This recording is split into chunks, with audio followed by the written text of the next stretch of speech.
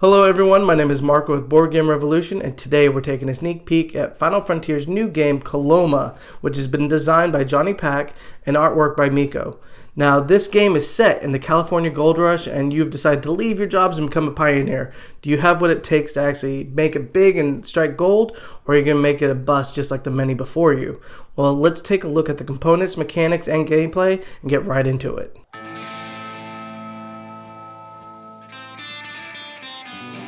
Coloma is a 2 to 5 player secret action selection, worker placement, tableau building western where the objective is to have the most victory points at the end of 3 rounds.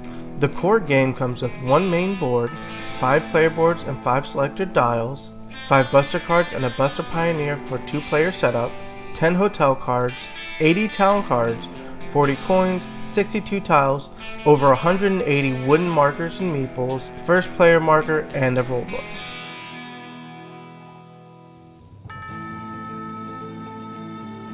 To start each turn, you will reset and rotate the Barker and Buster tile and resolve the site-specific event.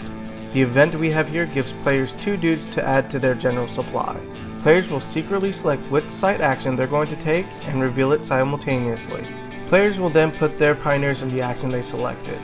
Going in site order, players will perform those actions. Here we have the blue player at Site 2, and they will take the Survey a River and build a bridge action. The blue player chooses to do the boom action, which is in orange, which costs 1 gold nugget and 1 dude. Paying the boom cost, the blue player will pick up a river tile and place it above his player tableau in one of the 4 river spots. They will then immediately score the points and collect any item reward associated with it. The blue player then chooses not to use the second action. Next, the green player goes at Site 3, which is build town buildings and hotels. He first builds a saloon with his boom action and places it in his tableau, paying the cost, and then immediately scoring 6 points. He then uses the common action to build the poker hall by paying the yellow cost and puts it down in his tableau, and then immediately scores the 6 points. With the green player's turn over, it is now time for the yellow to go.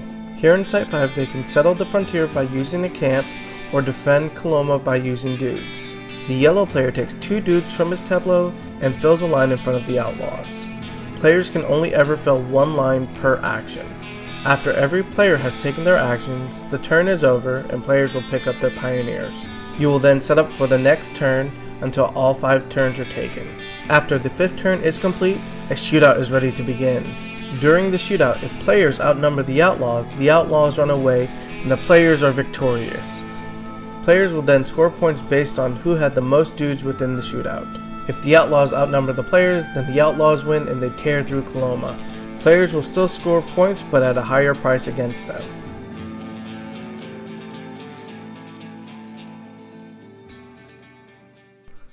So let's talk about the highlights of Coloma. The first thing I want to point out is the rotating dial that's in the center. This is a neat feature you don't see in many games because what it does, it actually rotates and blocks actions from being taken. So you're not going to have every action available to you throughout the game. What also I want to point out on this rotating dial is a secondary rotating dial, because if too many players take the same action, guess what? Bust. And now you can only take that one action that's on the site instead of both actions. This is very similar to the Grim Forest. When too many players take the resources, they get limited resources back. The next thing I want to point out is how this is almost a point salad in the fact that you can get points in just surveying rivers and building bridges, killing outlaws, camping out the frontier lands, and even building up your tableau. So there's multiple strategies you can use to win the game. Then there's the components. These components for a prototype are already high quality, so I can only expect that in the Kickstarter it's going to be even better, and when you guys get your games it's going to be top notch. And the last thing I want to point out is the artwork.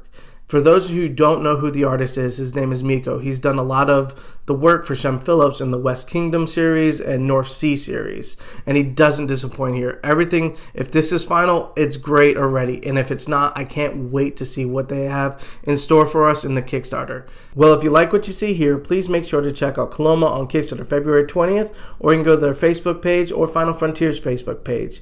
My name is Marco with Board Game Revolution, and thank you for checking out the sneak peek of Coloma.